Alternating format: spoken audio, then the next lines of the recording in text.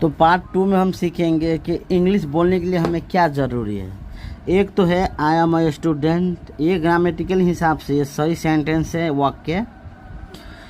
अगर आपने इस सब वर्ड का अर्थ अगर जान लिया तो आपको इंग्लिश बोलने में आसानी आता है। और दूसरा ये है कि आप प्रैक्टिस करो, सिर्फ रटने का प्रैक्टिस करो कि आई एम अ स्टूडेंट, एक ये हुआ। दूसरा आप ये जानोगे कि आई आर अ स्टूडेंट, सुनने में तो ये भी लगता है ये इंग्लिश है, बट ग्रामेटिकल ये गलत है। तो हमें इंग्लिश बोलने के लिए मेन जो ज़रूरी बात होती है, अगर ये आप चीज़ भी अगर ध्यान नहीं रखोगे तो इजी में है let's start, let's just do it, just do it. आपको कुछ भी नहीं करना है, जस्ट प्रैक्टिस करो। हम बोला था ना, प्रैक्टिस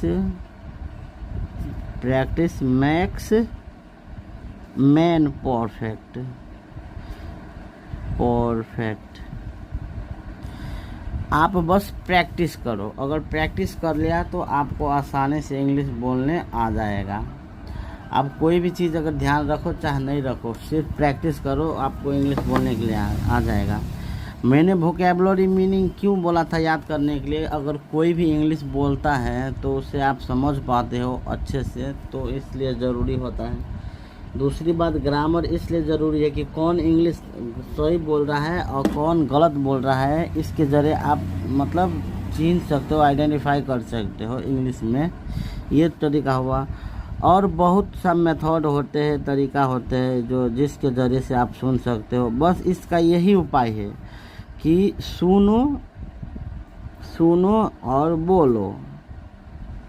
पहले तो आप सुनो फिर बोलो।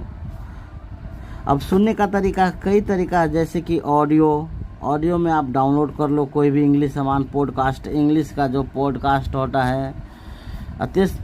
ऑडियो सुनने का जैसे टीवी होता है, सीरियल, न्यूज़पेपर, इंग्लिश में आप 1 साल में जो 365 दिन होता है, आप मैक्सिमम ट्राई करोगे कि इंग्लिश में सुनने को, इंग्लिश में देखने को, हर चीज़ इंग्लिश में करो।